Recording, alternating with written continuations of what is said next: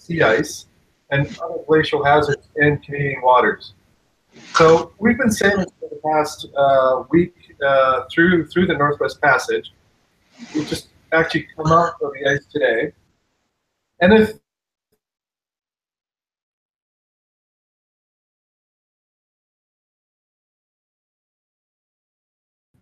if you have an atlas, if you look at part of that atlas here, and it's always changing, and maybe because it's always changing, and why ice is normally not found on maps. But I'm going to show you a map of what a map of the ice looks like. This is actually the area we just went through.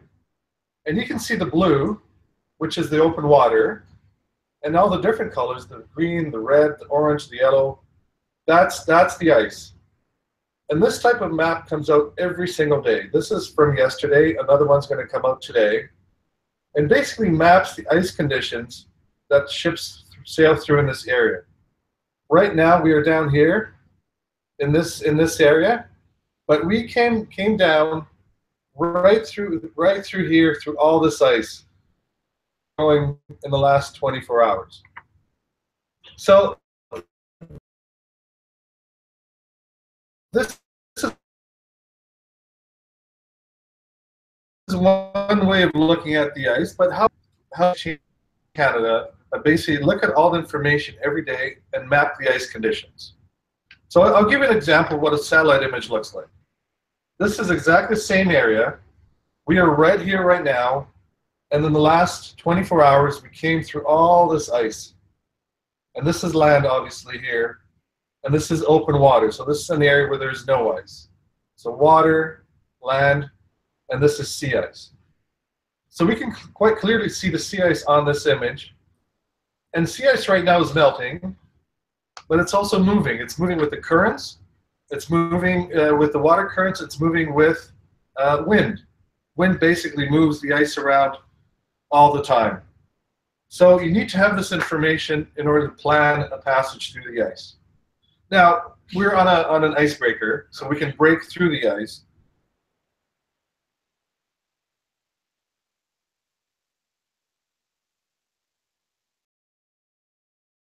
At the same time, you want to try to avoid the ice, the water, find the leads to your final destination. Now, it's interesting that these waters, if you've heard of the Franklin expedition of 1845, this is where the ships of Franklin were found, not too far west from here. Now, those ships were only located in the last couple of years. And in fact, those ships became beset, which means trapped in the ice, basically in the area we just went through. Now, we were able to go through that ice because of satellites. We have satellite communication. We have satellites in space that take pictures of the ice. We have people that interpret that ice and produce maps for us. And we know the weather. We have weather satellites that give us weather information. So we can basically avoid being trapped by the ice. But if you think people that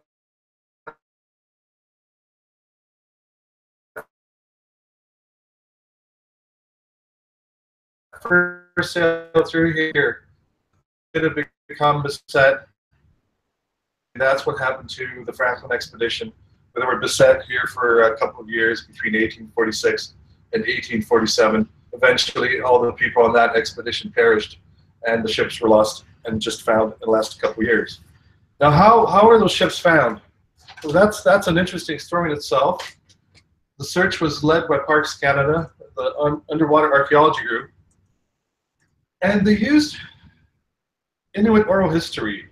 So the people living in this area that saw the ships, they were able to provide that critical information, that historical evidence, the archaeological evidence, the stories that were kept alive from that time about where the ships were located. So I'll give you another example of a map of this area. This is a map.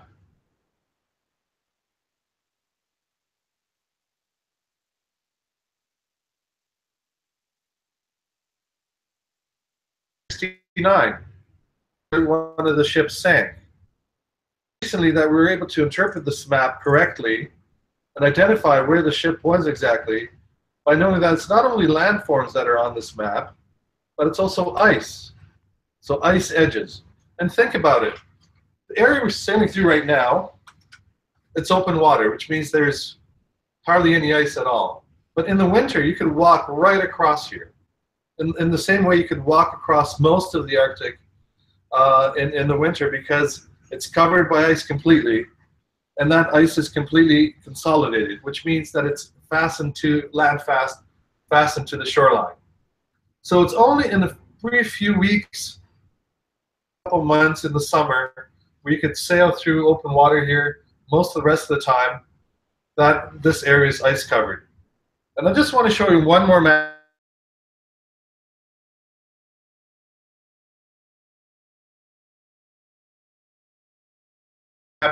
here. 6 months. Map of you've probably never seen before, but what it shows is it shows in white the maximum extent of the sea ice.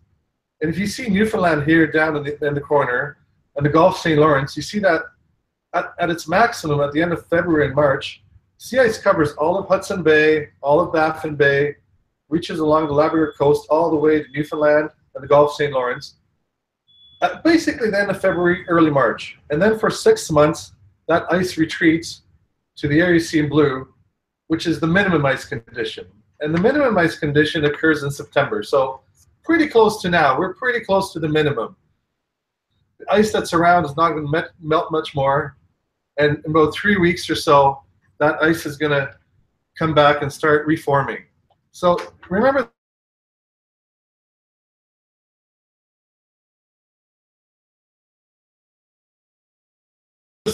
cycle that for 6 months the reach area is covering 6 retreats to the point that right now we can sail in open water.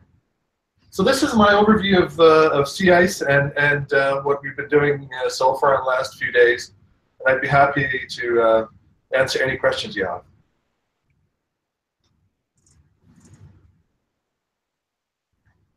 Oh, they're just muted right now, so do you want to ask them to unmute themselves? If you can unmute yourself, and I'm happy to hear some questions.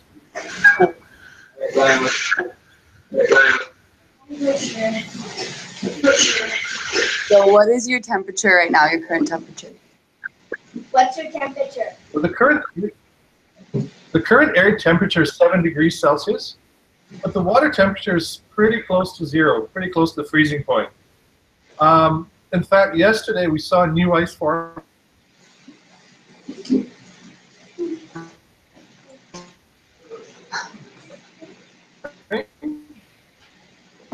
This is sea ice, 8 degrees Celsius, ice freezing.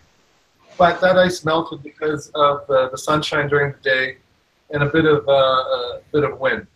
But yesterday we were sailing through an air temperature of 2 degrees Celsius. It's warmed up now to +7.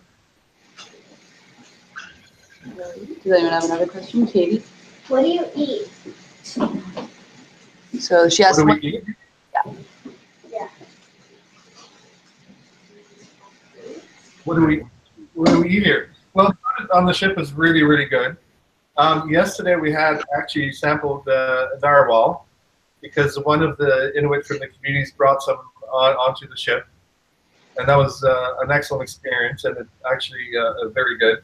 But normally we eat regular fare that you would eat at any restaurant. Bacon?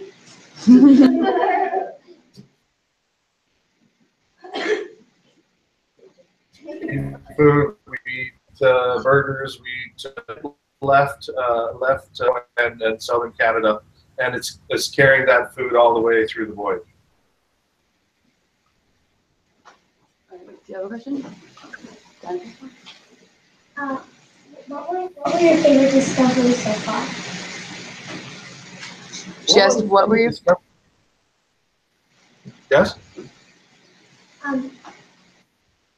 What were your favorite discoveries so far? What was your favorite discoveries? The favorite discoveries on the voyage so far here? I think the opportunities for wildlife spotting have been incredible. like I said, we saw a polar bear, we saw a narwhal, we saw many seals, many birds, some bird colonies like Prince Leopold Island, which was fascinating.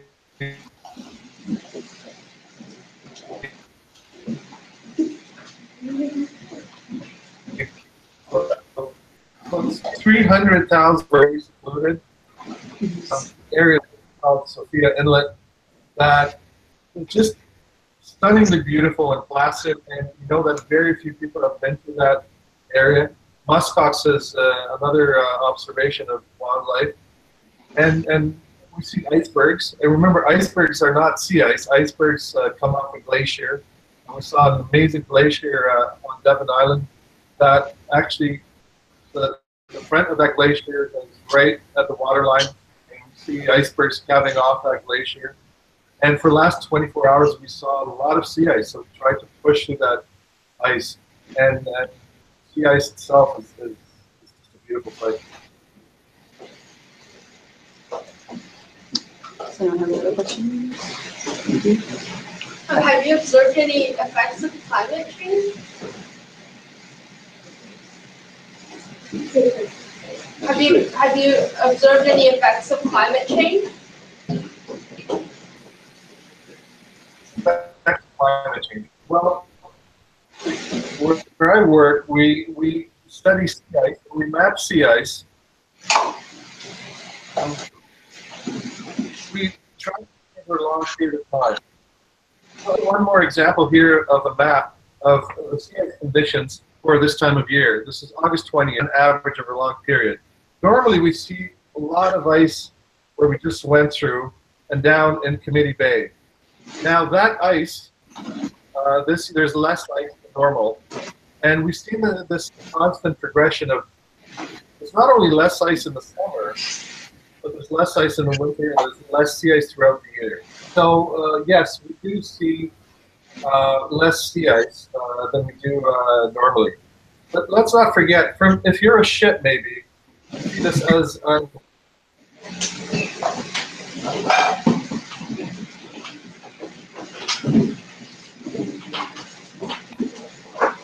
easier ice conditions, right? Clearing from this area a little bit.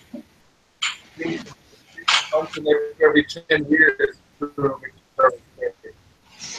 But now we're seeing clearing more often than not.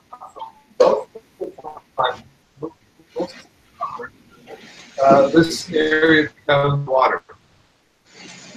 Indicator of the ice conditions of climate change. But from a really nice for travel, then look at it for me that your season is shorter, your chance to travel between communities, because people travel on the ice between communities. You have a shorter season, and the ice is thinner in the winter. So what might become easier ice becomes a problem for people and to us.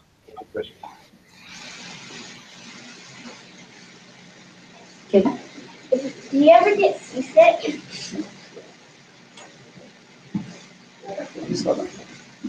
Us? Do you ever get seasick? Will I ever get seasick? I remember on my first voyage, I did get seasick, but no, not anymore. That was a long time ago. I think that we've had excellent weather so far. You've seen the picture of the window, very few high winds, and it's really been very calm. The other thing is when there's ice around, ice very often tends to dampen the surface of the ocean. So any swell, any wave action, the ice tends to quiet that down. We have a bit of a wind right now. But really, it's been an incredibly incredible voyage of calm conditions.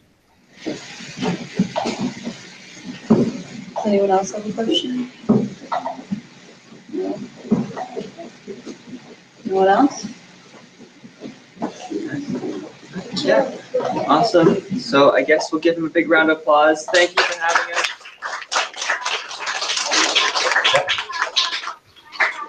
Thank you, and if you ever want to follow ice conditions anywhere in Canada, You can go to the website for the Canadian Ice Service. It's part of Environment Canada. So when you check your weather, at the bottom you're going to see Canadian Ice Service, and then you can get ice conditions for anywhere in Canadian waters at any time of year. Thank you. Thank you. Yeah, thank you.